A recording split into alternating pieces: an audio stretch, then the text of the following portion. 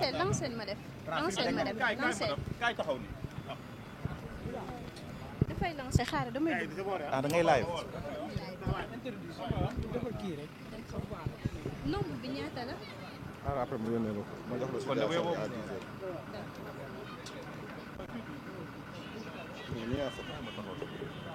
à 10 heures sur 3 jours.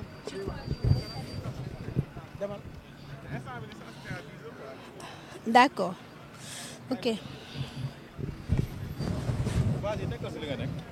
nii ngay def rek yaa ngi ci live. D'accord. Salaamaaleykum mbokku téléspectateur 2A TV ñu ngi leen di nuyu bu baax a baax am contenté ak mbégte mbokk yi dellusiwaat rek ci seen biir télévision bi comme ni ñu ko waxee rek ñu ngi fii ci Tivaouane ci gàmmu gi rawatina fi nga xam ni fii le bus Dakar Dem Dikk nag nekk fii mooy seen départ fii itam mooy seen point d'arrivée actuellement nag conférence de presse la ñu fiy woote ngir mën a def situation bi gàmmu gi tàmbali ak léegi liñ fi jotoo def ak yooyu yëpp ci oto yi ak ci liggéey bi moo waral kon tey jii ñu fekk leen fii nag ci fi nga xam ni fii la ñu wax ni mooy seen point bi ñu nekk léegi nag dañuy dem rek jéggi ji leen ginnaaw sax nag mi ngi noonu ci mobilisation bi lañ nekk ngir mën a tax après bu ko defee rek ñu jox leen lépp loo xam ni daf fi am actuellement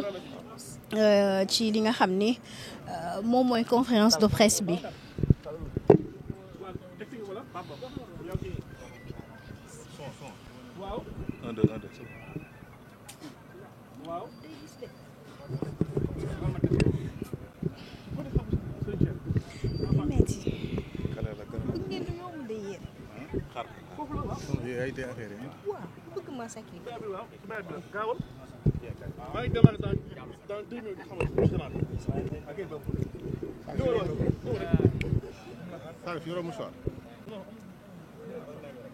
naaj bi dafa baax na.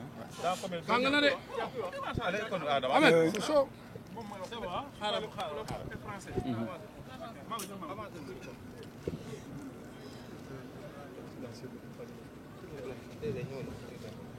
nee na nga ñëw nii tuuti.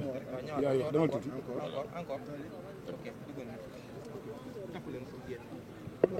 D'accord mbokk yi ñoo ngi nii di wàcc def conférence de presse bi comme niñ ko waxee rek léegi lay doon rek. ñu ngi feeñ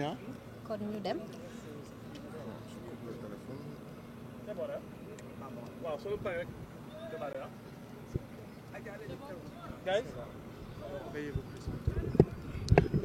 maam. ñaata seen réseau ñoo On commence par le wolof ou le français? Le français.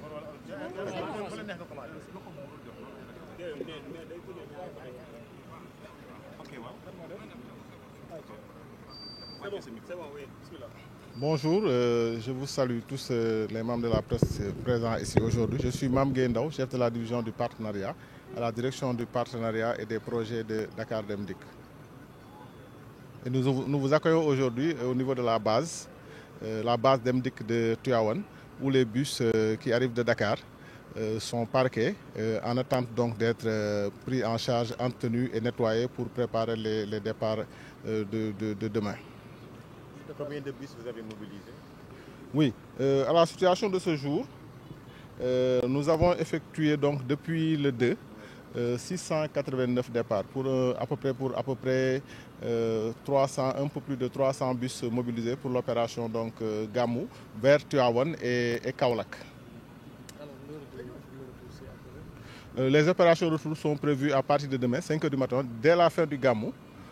Les pèlerins pourront regagner donc tranquillement et en toute sécurité leur domicile. Au niveau de Tivaouane, nous sommes là au quartier Ndiadakhoune, en face du mausolée de Seigne Cheikh. Et au niveau de Kaolack, c'est en face du lycée Valdiodio Ndiaye. Et toujours avec les mêmes tarifs, pour entrer à Dakar, ce sera 2500 et 4000 francs pour retourner de Kaolack à Dakar. Pour l'année passée, les passagers avaient trop de difficultés pour rallier Dakar. Parce qu'il y avait un manque d'organisation ici, dans ce site. Est-ce que cette année, vous allez y remédier? Bon, on ne va pas parler de manque d'organisation. En fait, ce qui se passe, c'est quand il y a un flux important de personnes qu'il faut prendre en charge, ça demande une certaine mise en place que parfois les gens ne nous permettent pas de faire. Parce qu'en réalité, ce qu'il faut comprendre, Dakar Dem Dikk, Dakar Dem Dikk, c'est souvent la solution préférée des Sénégalais. Quand ils nous voient, ils nous prennent. C'est quand ils ne nous voient pas, peut-être qu'ils vont aller vers les autres. Donc c'est normal que tout le monde puisse veuille être transporté par Dakar Dem Dikk. Déjà avec le prix social qui est très accessible et aussi par rapport aussi à la sécurité qui est le maître mot de toutes les opérations de transport que nous faisons. Des incidents ont été notés ou bien? Bon, peut-être quelques incidents majeurs, peut-être des accrochages sur la route, ça c'est bon. De petits dégâts, il n'y a même pas de dégâts en réalité, mais bon, ça c'est inhérent au transport. Souvent, même quand on file droit, il peut arriver que les gens viennent vous trouver sur la voie. Mais en gros, côté sécuritaire, le bilan est largement positif.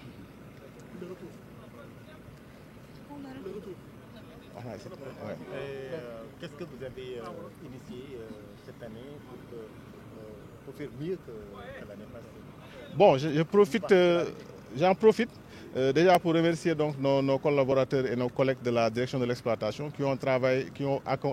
abattu un travail vraiment colossal. Vous avez vu, parce que le transport, vous savez, ce n'est pas uniquement un véhicule, du carburant et un conducteur. Derrière, il faut une forte planification et puis qui est couplée aussi à une bonne régulation pour permettre, même si le parc, on n'a pas peut-être un parc de 1000 bus, mais quand même nous parvenons à transporter le maximum de personnes. Et à jour, là, à 10 heures, là, le point de situation qui a été fait, on était à peu près à 25 000 passagers transportés sur les 3 jours. Oui, nous remercions aussi les forces de l'ordre, parce que sans eux, c'est difficile, ils nous aident beaucoup au niveau de la gestion des flux, au niveau des sites de Dakar. Parce que quasiment tout ce qui concerne la gestion des flux au niveau des sites de Colobane, de l'aéroport de Yoff, de l'arène nationale et du stade Ngalandou Diouf, c'est eux qui nous aident beaucoup, les policiers et les gendarmes. Nous profitons de l'occasion pour les remercier. Et remercier aussi Serigne Mansour Sy Djamil qui a mis ce terrain que vous avez vu, ce terrain à la disposition de Dakar Dem Dikk. Et c'est la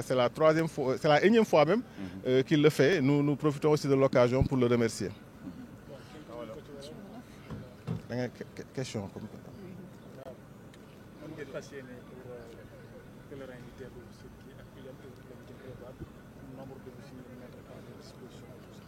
ñu ngi leen di nuyu d'abord ñi ngeen ñu fekk si fii ci site bi suñu site d'exploitation donc bu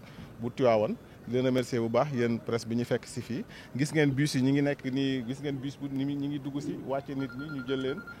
xool leen defal leen benn check bu ndaw. Après pour suba ñu mun a à partir de 5 heures du matin su gàmme gi jeexee rek ñu mun a delloo nit ñi dans des bonnes conditions sécurité bu baax maa ngi ko am na fu ma ko doon wax bërki démb ma ne Dakar Dem Dikk conducteur bi lenn rek lañ ko sas mooy sécurité sasuñu ko leneen lu dul sécurité. Donc ñi ngi xaar nit ñi suba su gàmmu gi jeexee rek 5 heures du matin fii ci Ndiadakhoune jàkkaarloog xabru Sëñ Cheikh ak Kaolack aussi ci jàkkaarloog lycée Valdiodio Ndiaye mais toujours ci njëg bu yomb bi. 2500 di nga jógee Tivaouane dellu Dakar 4000 nga jógee Kaolack ñibbi Dakar incha allah. daaw seen client yi amoon nañu ay jafe-jafe ak i xat-xat yu métti bi ñu jógee pour dellu Dakar ndax ñu jàpp que ni manque d'organisation la woon ndax ren am ngeen ay mesures yu ngeen ci jël. du sax du ma ne manque d'organisation parce que xam nga fu ay nit daje tout le temps dina am fu nit daje ci benn waxtu ci benn moment dina am buuxante mënu ci ñàkk. Dakar on a pu éviter ñu ñuy gën a dem. di gën a miin affaire yi Dakar xoolee léegi dañ ko def sur ñetti fan ñu gérer bu baax a baax flux yi mais Tivaouane su fekkee ni ci benn bés ñaari bés dañu nar a kii ak li fi nekk ci nit li fi nekk ci doomu aadama yooyu mënu ci ñàkk parce que fu nit tase moom loolu moom mënu ci ñàkk mais ñun dinañ def suñu kéemtalaay kàttan ba ñi nga xam ne ni yàlla daal tudd na ni ñëpp ñun ñoo leen war a yóbbu dinañ leen yóbbu ci condition yu baax ci njëg bu baax ñu egg Dakar ku nekk ñibbi këram ci jàmm. waaw ba fi ñu wax nii ci diggante Tivaouane Dakar ak Kaolack Dakar ba 10 heures situation 10 heures yi parce que yokku na ci diggante bi ba ngeen fi ñëwee ba léegi gis ngeen ni kaar yaa ngi dugg di wàcc nit ñi ngi woon ci 689 rotation te loolu ñu ngi ko defee ci benn lu weesu tuuti rek 300 bus te terewul ñi ngi jéem a réseau bi Dakar arrêté wuñu ko carrément donc ñi ngi loolu aussi mun ngeen ci boole bus location yi parce que am na ci daayira yoo xam ne ni Dakar Dem Dikk moo leen transporté nombre bi jege nañ 25 000 passagers ci ñetti fan yi. ci wàllu jafe-jafe ci yoon bi kii moom amul du ma wax ni am na jafe-jafe peut-être ay ñaari oto ay benn oto bu xoos oto Dakar Dem Dikk ak yooyu la mais alhamdulilah parce que souvent am na loo xam ne ni mënut a ñàkk di nga tali moom di nga daw normalement sax nit fekk la sa yoon donc yooyu yëpp da yoo xam ne dañ koy suwaay mais globalement ñi ngi sant yàlla bu baax a baax bilan bi moom côté sécurité loolu moom vraiment ñi ngi sant yàlla le bilan est très positif. alors mbokk yi mi ngi noonu comme niñ ko waxee léegi rek ci point de presse bi nga xam ni waa Dakar Dem Dikk def nañu ko léegi mu nekk lu am solo loo xam ni moom la ñu nemmeeku moom la ñu wax itam ci bilan ci xayma mu nekk loo xam ni itam moom la ñu soxla ci information actuellement nii mbokk yi comme niñ ko waxee léegi nii rek ngeen dégg DG bi wax ko leeral nag jëm ci oto yi nga xam ni teg nañu ko ci oto yi nga xam ni itam nekk na diggante Tivaouane ak lii di Kaolack mu nekk lu ñu soxla ak client yi ci yombaay transport bi aussi tamit tudd na ko waaye itam ak jafe-jafe yi nga xam ne xëy na mënta ñàkk jëm ci dem beeg dikk bi ci yoon wi mu nekk lu am solo ay leeral yu am solo yoo xam ne kon soxla nañu ko ngir ñu wax ko ci diiru ñetti fan booboog léegi kon ñu ngi fi rek di daal di jàppale pèlerin yi nga xam ne ñooy jógee fépp ci réew mi ngir nag mën a ñëw gàmmu si Tivaouane wala foofee ca Kaolack jàppale leen bu baax a baax waaye itam wàññi njëg li aspect sécuritaire bi itam wax na ko jëm ci njàppandal gi ci taxawaay bi loolu yëpp itam wax nañ ko muy ci nekk bilan kon boo xam ni soxla woon nañu ko ngir mën a xam liggéeyu Dakar Dem Dikk niñ ko defee ak itamit rek leeral askan wi bu baax a baax ngir bu ko defee ñu mën ci rek bàyyi xel bu baax a baax ndax ñoom dal na seen xel ginnaaw reportage bi ñu defoon sax ñu bare rafetlu woon nañu kon Dakar Dem Dikk liggéeyam ni mu koy defee actuellement ak clients yi nga xam ni fépp la ñuy jugee ci sous région bi di jël lii di bus Dakar Dem Dikk mbokk yi mu nekkoon loo xam ni kon moom lañ leen indiloon ñeel kon sax nag conférence de presse bi ngir rek digtal leen xibaar yi nga xam ni kon moo fi tukkee ak waa Dakar Dem Dikk ci liggéey bu am solo bi nga xam ni ñoo ngi koy def askan wi rek rafetlu ko loolu macha allah ginnaaw kon taxawaay bi nga xam ne am nañu ko mbokk yi ñu jaajëfal leen bu baax a baax ci teewlu bi. ci teewlu bi comme ni ngeen ñu toppee di ñu bàyyi xel gis ngeen actuellement ñoo ngi fii ci seen site bi oto yi bari nañu loolu fa tabar fakala macha allah sànq ba tey kon biñ fi ñëwee oto yaa ngi ñëw di indi clients yi ndax xam ngeen ni tey ji la bésu gàmmu nag tey ji la ñuy màggal kon juddu yonent bi salallaahu alayhi wa sallam ñoom ñu def liggéey bu am solo kon booboog léegi waxaat na ko ci biir wax itam incident yi barewul du mën a ñàkk ci biir yoon wi waaye lépp lu ñuy def ci wàllu kaaraange sàmm itam kaaraange passager yi pèlerin yi nga xam ne ñoom ñooy ñëw ngir ci dëkk bu sell bi moo xam Kaolack wala Tivaouane ñëpp ñu ngi leen di jàppale bu baax a baax moo waral seen taxawaay ñu wane ko fës ko njëg li itam ñu wàññi ko bu baax ba ku nekk mën cee jot ginnaaw 2500 yi nga xam ne moom la ñuy fay fépp foo mënti dem mu nekk lu am solo moom loolee nga xam ne moom la ñu xayma ci bilan bi nga xam ne moom la ñu soxla woon ci taxawaayu Dakar Dem Dikk ci liggéey bi fi mu nekk ni gis ngeen ni kon bésu gàmmu gi ñu nekk oto yaa ngi ñëw boobook léegi di indi clients yi ñu ñëw di gàmmu si gis ngeen oto yi macha allah bare nañu fi loolu ni ñu ko waxee rek daal di koy séparer diggante Tivaouane ak Kaolack ngir rek ñu amal gàmmu gi ci anam yi gën ñu amal gàmmu gi ci rek kaaraange gi gën ku nekk sa xel mën a dal ñu daw nànk dal nànk bu ko defee ñu mën a ñëw ci jàmm ak salaam comme niñ koy defee rek saa su nekk rawatina ci événement religieux yu nekk waaye ren itam ci gàmmu gi gis ngeen disposition yi nga xam ni jël nañu ko ci taxawaay bi ci war ak i tamit àndandoo ak ñi nga xam ne ñoom ñooy ñëw amal seen ziar ci dëkk yu sell yi muy fii di Tivaouane ak Kaolack mbokk yi mi ngi noonu lii mooy liggéeyu Dakar Dem Dikk liggéey bi am na solo rafetlu nañu ko askan wi rafetlu nañu ko bu baax a baax seen taxawaay ci li nga xam ni kon ci lañ leen di jàppale ci wàllu transport bi ginnaaw itam rek kaaraange gi nga xam ni moo ci am ñu bare itam loolu moo waral kon ñu daal di leen di ñeme waa itam ak yombaay bi ndax loolee xam ngeen ni lu am solo la moo waral ñun itam ñu sol suñu daal ñëw fii rek seet si leen ngir nag ñëw fekkee ci waxtaan wi nga xam ne moom lañ doon seq ak presse bi askan wi rawatina clients yi ngir jox leen lépp loo xam ne xibaar la ngir mu daal di fës rek ci liggéey bi nga xam ne Dakar Dem Dikk ñoom ñu ngi koy amal liggéey bi nga xam ne Dakar Dem Dikk taxawal nañu ko gis ngeen ñoo ngi actuellement ni ñuy waxee ak yéen oto yaa ngi ñëw di jógee Dakar di ñëw fii ci Tivaouane fees dell waaye nag gis nañu amul surcharge amul dara amul benn rek jafe-jafe boo xam ne kon am na ci lii di oto yi ci dem bi ak dikk bi te mu nekk lu am solo mu mel ni dafa wuyoo turam nag Dakar Dem Dikk taxawaay bu am solo bi nga xam ni moom la am di ko wane saa su nekk mbokk yi muy li nga xam ni kon moom lañ leen indiloon ginnaaw kon ñoom bi ñu wootee ngir daje ak presse bi daje ak taskatu xibaar yi ndax yile xibaar ñu mën koo wasaare ci dëkk bi ngir liggéey bu am solo bi ñuy amal liggéey bu am solo bi nga xam ne ñu ngi koy def tax na askan wi rafetlu ko waaye itam di ñëw ci ñoom saa su nekk ci événement yu am solo yi lépp matukaay bañ ca def lépp